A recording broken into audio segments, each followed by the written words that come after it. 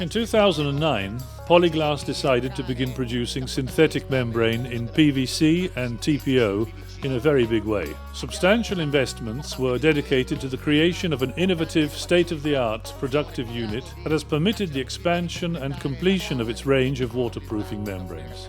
The production of these synthetic waterproofing membranes in PVC and TPO is fundamental in the offer of all the solutions required by users. These materials are produced with the latest characteristics using the latest techniques.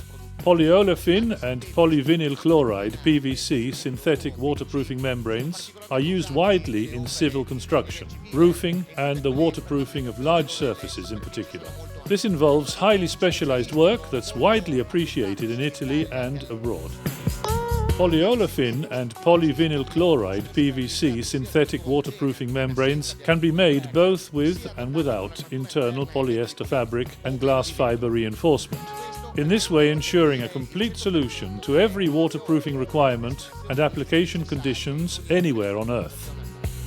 The range of MAPEPLAN synthetic products is also characterized by two different colors. The TPO products are indicated in green, while the PVC products are designated in blue. These two distinctive colors are repeated everywhere, and on the product data sheets as well. The MAPEPLAN line has also been expanded with the addition of a range of PVC products developed expressly for utilization as liners for swimming pools, artificial ponds and ornamental water tanks. The line is known as MAPEPOOL and obviously comes with its own detailed technical documentation. Here we are in our virtual construction site.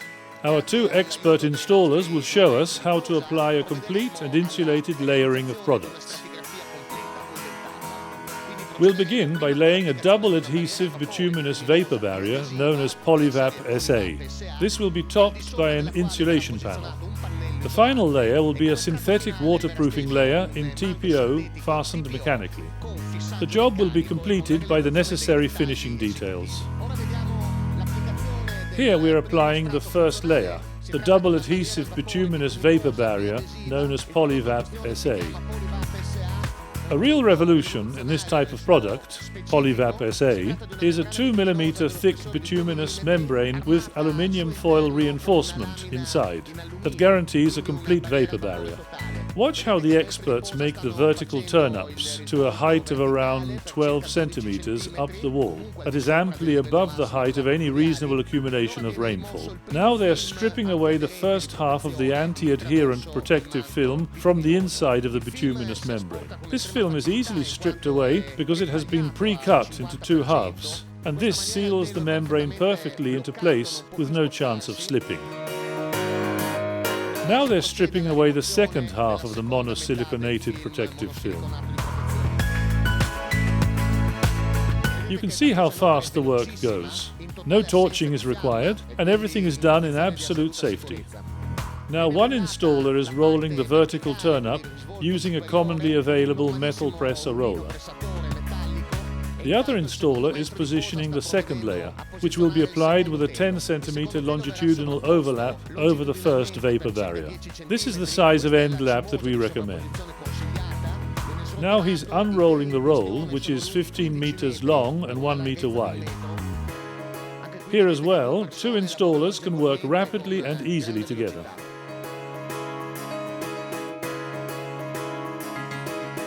The monosilicanated protective film on the first roll is partially lifted up to expose the bituminous compound underneath that will seal the application. The third roll is being positioned now, always with a 10 cm overlap. The top part of the roll near the wall is pressed down to the laying surface in order to keep it from slipping and accidentally losing its linear alignment. And then the rest of the first half of the protective film is stripped away from the inside of the bituminous membrane. Now the other half of the third roll is folded over. This is possible because the other half of protective film has not yet been stripped away from its bottom. Now you see them pulling away that other half of film. 10 or 15 centimeters of bituminous membrane are exposed in order to ensure overlapping and sealing. It's very important not to make overlaps on the monosilicanated protective film. And now the membrane is folded over into its definitive position with the greatest of ease. Here we can see one one installer passing the metal pressing roller over the vertical turn-ups, while the other applies pressure to the longitudinal end lap. There's no need to apply pressure to the central part of the roll, because even very short exposure to sunlight is enough to completely activate the bituminous compound.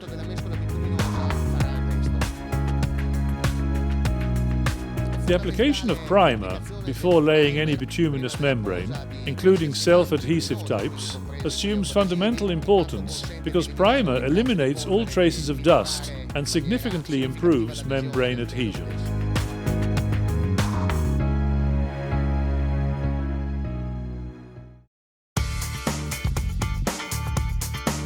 Here we are, ready to apply insulation panels over the vapor barrier. Our two installers will first remove the monosiliconated protective film from the vapor barrier membrane's upper side, or extrados, and then position the panel. This panel is in polystyrene foam, but obviously extruded polystyrene or polyurethane panels can be applied as well. Now the monosiliconated protective film is being stripped away from the membrane's upper side. The black part that you can see is obviously self-adhesive and therefore permits the laying of insulation panels quickly and easily. No mechanical fastening or bituminous glues are required. The vapor barrier is not punctured. The panels are simply laid on top. These are normal panels without any special edging or tongue and grooving. The speed of laying is another one of the system's great advantages and is translated in a laying output that is 30 to 40% higher than in traditional techniques. As you can see, the top side of the panel is well below the bituminous membrane's vertical turn-up, which will be trimmed away so that the synthetic membrane that forms the finishing layer never comes into contact with the bituminous compound. This is an important part of the process. As you can see, the second row of insulation panels starts from the wall with the panel previously cut in half in order to avoid having the points of contact between the rows of panel on the same line. In addition to ensuring the insulation system's greater mechanical stability, in this way the points that may form thermal bridges are interrupted. See how the panels are laid staggered.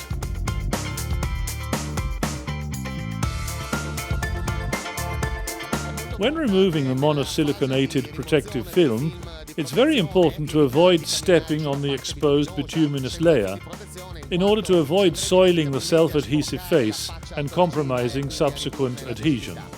The protective film must be removed only as little as necessary for the positioning of the panel. Watch as the installer makes sure to walk only over the protective film.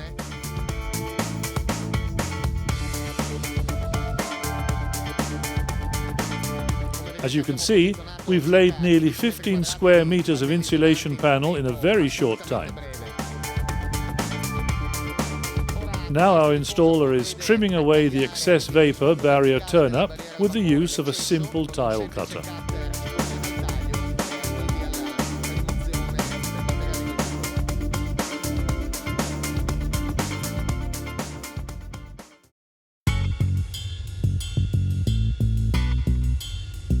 Here the installers are taking the measurements required for the positioning of the mechanical fasteners. The distance between one fastening point and the next is usually around 30 centimeters and depends on various factors such as windiness and the design specifications in question. Now we are ready to watch mechanical fastening. As you may know, synthetic membranes are not usually fastened in the middle but rather at the overlap points. Here we'll be using metal fasteners in galvanized steel of variable size that depends on the laying surface and the shape that permits them to be fitted inside the waterproofing membrane. In this installation, the insulation panels will not be fastened mechanically because, as we've seen, a double adhesive bituminous vapor barrier was inserted below that makes mechanical fastening or the use of glues completely unnecessary.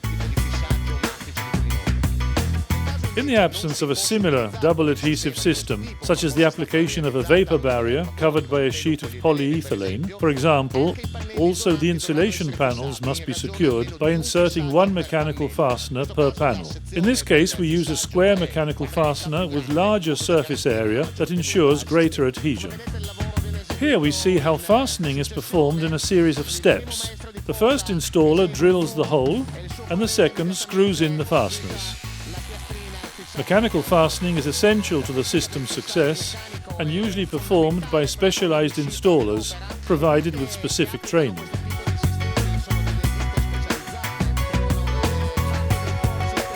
Here it's worth remembering that the Polyglass technical department holds dozens of courses every year for operators who want certified specialization in this technique.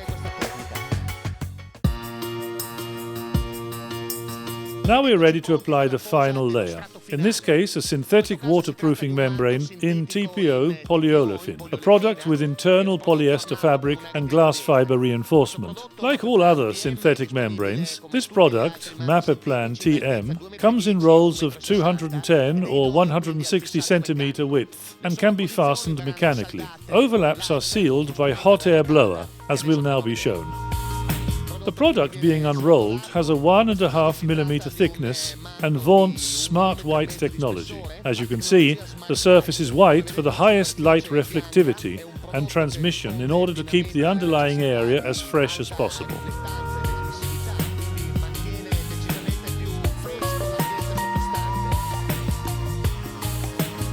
The SRI, the Solar Reflective Index, is 102, an excellent value indeed.